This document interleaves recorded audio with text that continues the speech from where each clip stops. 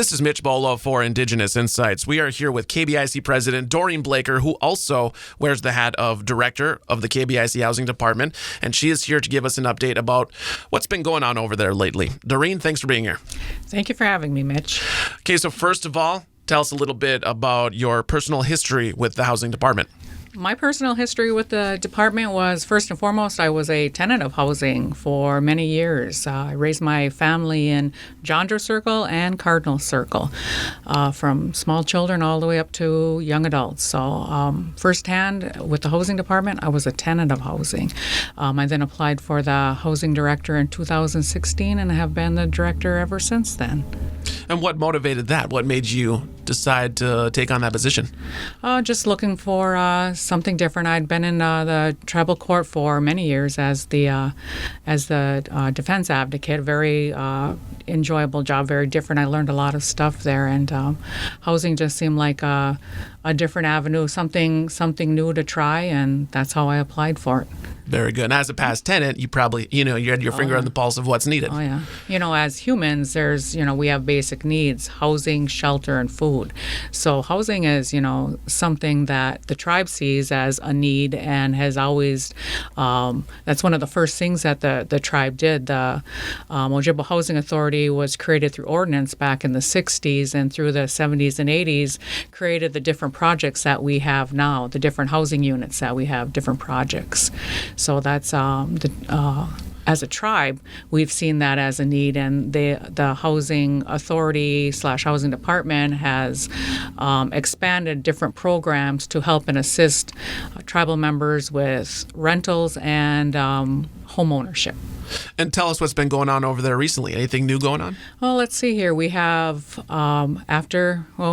all made it through the pandemic, and that was a challenge in itself, but we've all gotten through that. And looking forward to the upcoming year, we have a small 2-bedroom house that has been in development, and that'll be open towards home ownership. We also have a homeowners assistance funds, which can help with mortgage assistance, homeowner insurance, utilities. Let's see here. What else do we got going on there? We have the normal things. We have tenants. We have, in order to apply for housing, you would put in your application, put it in, and then in turn you'll be on the waiting list to get into housing.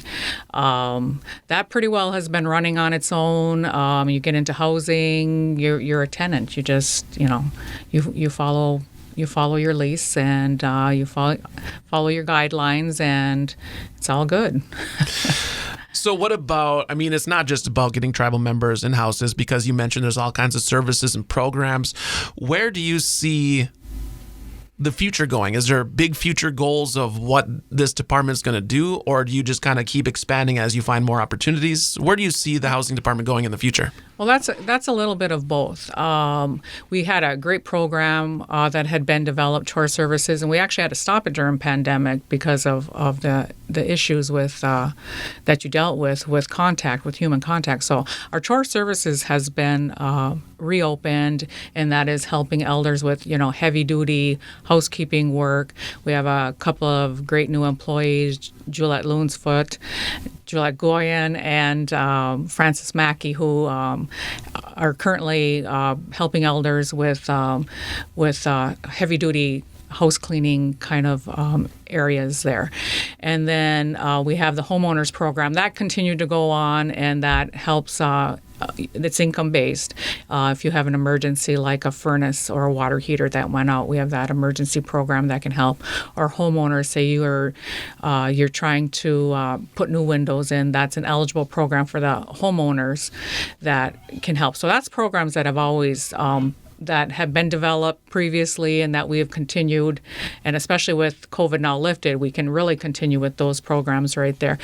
Looking into the future, like I said, we have that 2-bedroom that we're looking at, and the goal there will be to sell that house and then work on another house for home ownership opportunities. We've been working with real estate Jason Ayers to look at and develop infrastructure for home ownership opportunities. There'll be, I'll call it a subdivision, developed over in Lance and then one over in Baraga. We have a project that we're looking at to help deal with shortages of housing, and that is a new apartment building. Currently, we have the infrastructure being put in there. The next phase will be to apply for and build a small apartment complex. Wow. Of roughly maybe 20 to 24 units. Okay, so you mentioned, let's back up here a little bit. That's kind of big news. You mentioned that there's going to be kind of a subdivision in Lance and Baraga? Yes. Where are the locations of those? Okay, the subdivision Or for the future locations? the future locations that we're developing, that will be off of Indian Cemetery Road. Okay. There's that field. You see the White House where Denise Kettle lives. It's kind of behind there. I hate mentioning, Small towns. Yeah. And then off of 5th Street, we've pretty well got the plans laid out for the infrastructure plans for Lance. It's a very interesting, process to look at.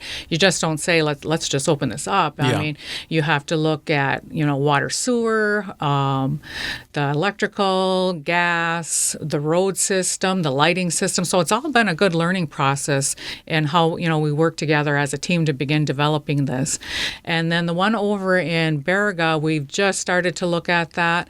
And that one will be coming off of 5th Street up in, let's see. 5th Street. 5th Street is kind of off of Alston Street. You kind of come down from the school. Oh, over there. Okay. Yeah, over in that area. That'll be the next area that gets developed. Okay. So there's we're working with an engineering firm right now, and as questions come up, we begin looking at them, we begin addressing them, and you don't just put infrastructure in.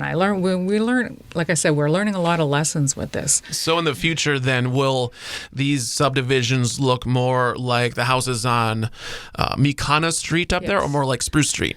I would say more like Makana. And the idea then will be, people want to own their own houses. That's always a goal we all want.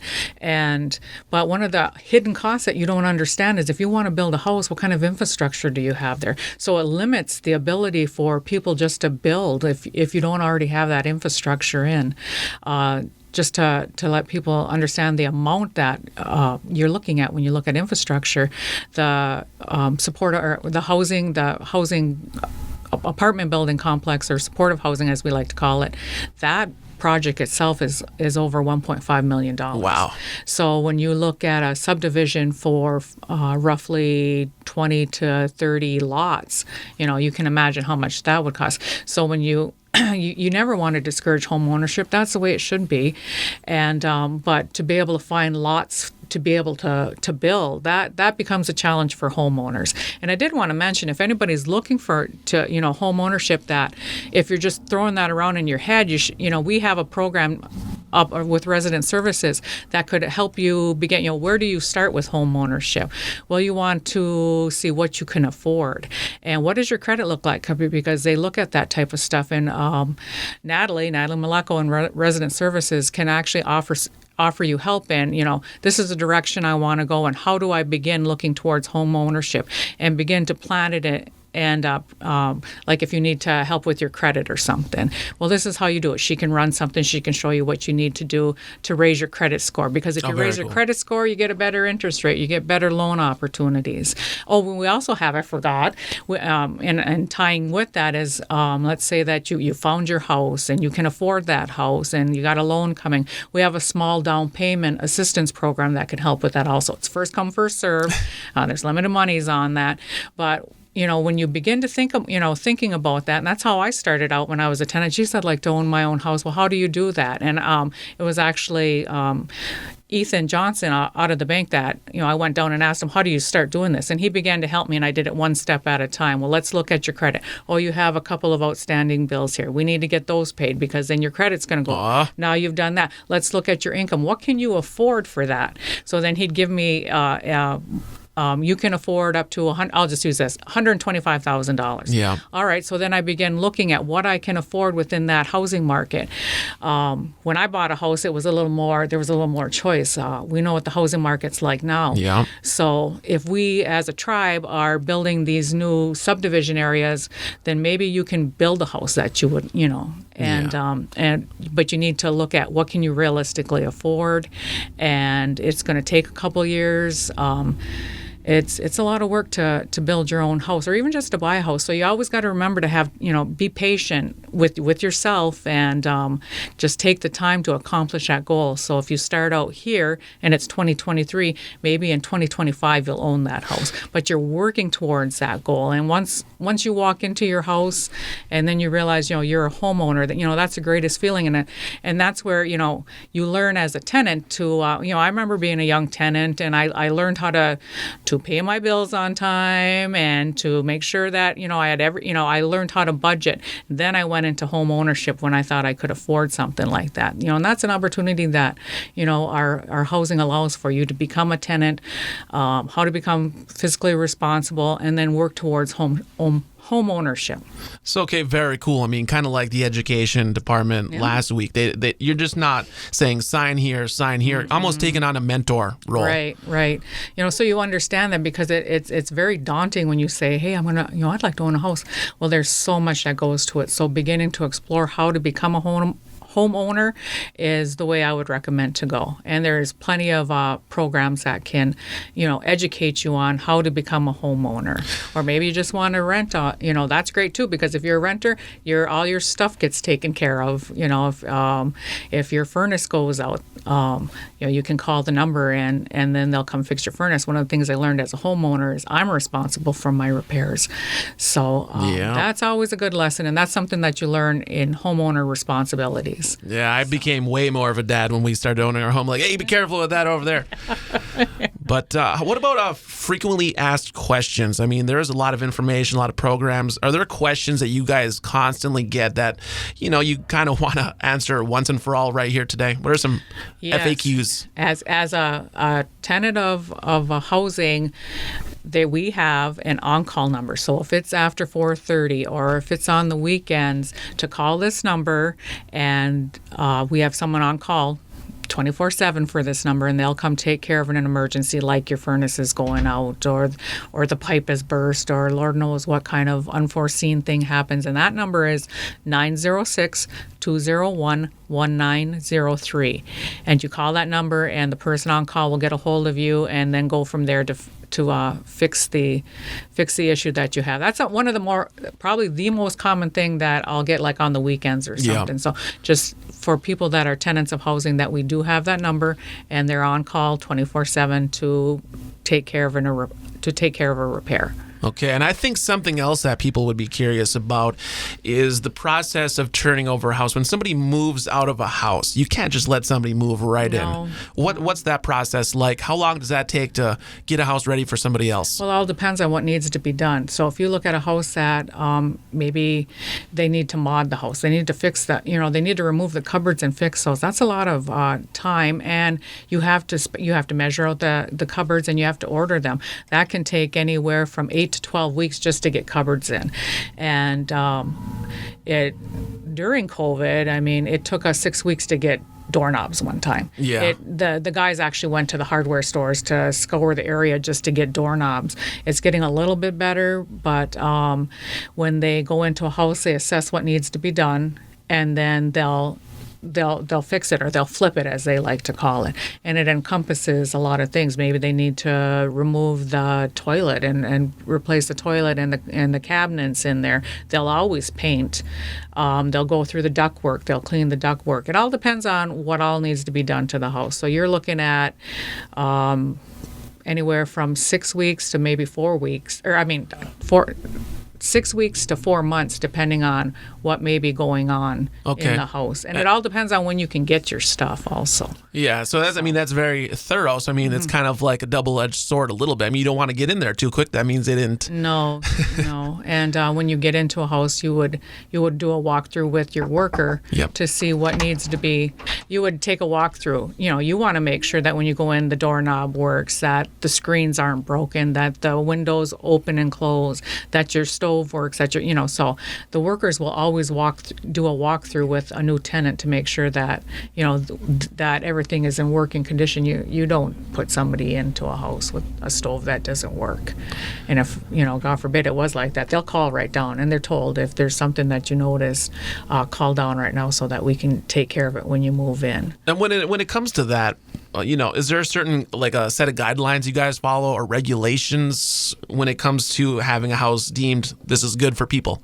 Yeah, what happens is there is a list that they go through. Once a house is done, they do a punch list. An inspector goes through, creates the punch list. The workers go back through. They'll fix whatever's on the punch list. The inspector goes through again. And one of the things, I hate to say it, but it's just something we deal with, and that's meth. And your house will be tested. We did move the testing so that a meth test is done with the tenant now, so that they understand they're in a meth-free house. It's just something that we deal with. We would never put anybody in a house that may have tested. There's a lot of extra work that's done with a house like that. For instance, the ductwork is taken out, removed, put back in. You may have to put the furnace back in. The walls are washed many times and then primed with a special primer and painted. The house is tested numerous times during that time to make sure that the house is meth-free before we move someone in. Very good. We just deal with it. Yeah, and unfortunately, it's a problem in many, many places. Right. But I think that's what people like to hear, that you guys are going in there and taking that care to make sure this is going to be a good home. There's a good crew that works in operations, and they'll make sure that the house is ready for a tenant. All right, with that being said, is there anything else you'd like to mention before we sign off here today? Thank you for having me. I think this is an excellent thing that we're doing, bringing in departments and talking about the various services or what a department does. So the next time housing comes around, our housing manager, Beth Connor, will be coming down, and she'll bring a different perspective to housing.